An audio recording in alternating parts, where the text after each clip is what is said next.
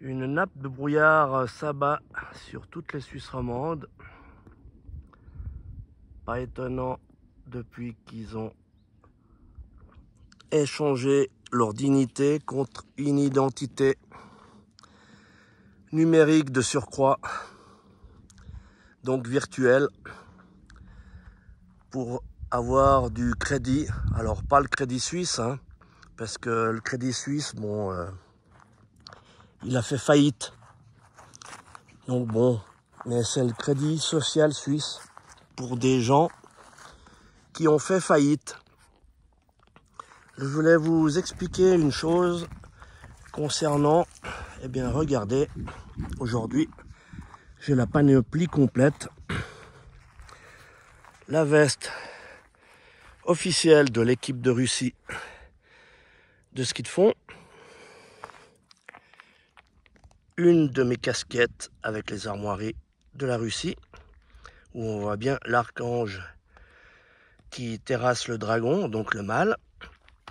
Et aussi un autocollant que j'avais reçu comme ça, qui rend hommage à tous les combattants déjà de l'époque des tsars, de la Russie soviétique et de maintenant.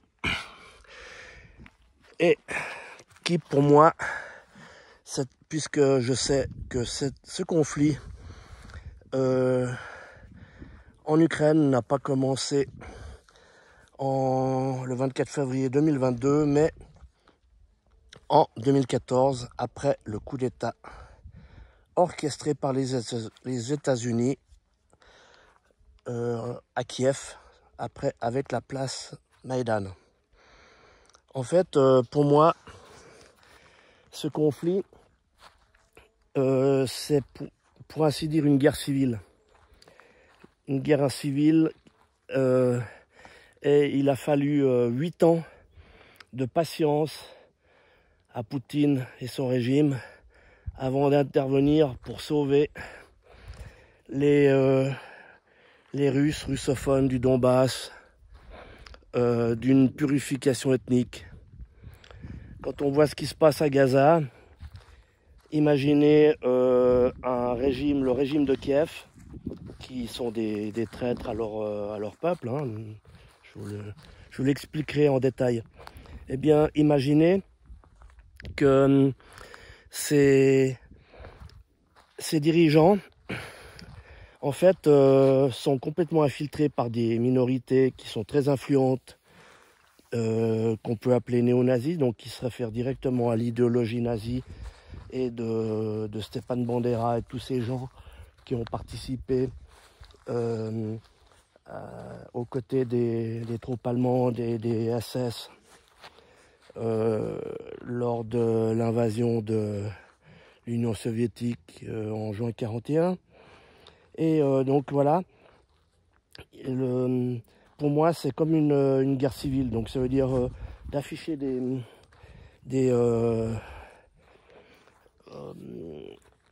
vêtements, des casquettes, des habits, j'ai aussi des maillots de sport, etc. C'est en soutien d'une manière générale au peuple slave, dont la quasi-totalité des Ukrainiens font partie. Et donc, puisque je connais beaucoup et de Russes et d'Ukrainiens qui ont de la famille de l'autre côté de la frontière, donc ce sont des peuples mélangés. Donc c'est une guerre fratricide, comme je le dis depuis le début. Et je vous expliquerai un petit peu toutes les références que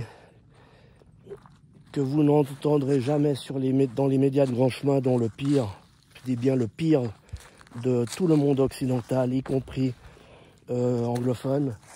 C'est certainement LCI et son journaliste phare, qui est un pervers absolu, Darius Rochemin, qui a été exfiltré de la RTS et suite à des affaires où il avait monté du harcèlement, il il avait imaginé un scénario pour se faire harceler lui-même.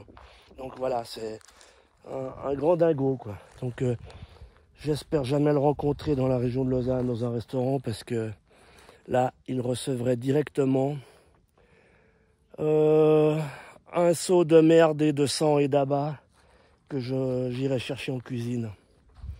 Parce que ce type est une véritable ordure de faire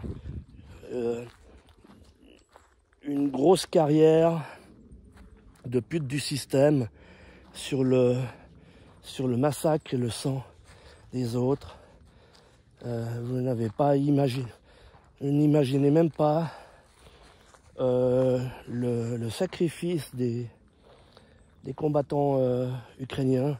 Bon, je vais pas pleurer les milices Azov, Provisector ou Svoboda, hein, donc ça c'est des dingues aussi. Mais d'une manière générale, ils sont pas tous idéologisés et fanatisés. Et c'est pour ça que dernièrement, j'ai vu un reportage qui pique un peu pour les abrutis des médias. Ce sont des combattants ukrainiens, donc des unités entières qui ont rejoint l'armée russe pour combattre à leur côté, car ils disent qu'ils veulent libérer leur pays, l'Ukraine, de toute cette clique. Alors je vais un petit peu vous faire un résumé de tout ce que j'ai collecté comme information. En fait, je m'intéresse à ce sujet depuis 1991, depuis l'éclatement de l'URSS. Donc c'est pour ça qu'en tant que passionné d'histoire, donc de géopolitique, je suis arrivé à trouver plein d'informations, et puis que voilà, je suis pas pro-russe comme toujours les gens me disent, non. Je suis un patriote suisse, donc je défends la vérité, les peuples, et donc c'est pour ça que je suis francophile et russophile. Voilà, pour moi, tout est dit. Allez, à bientôt.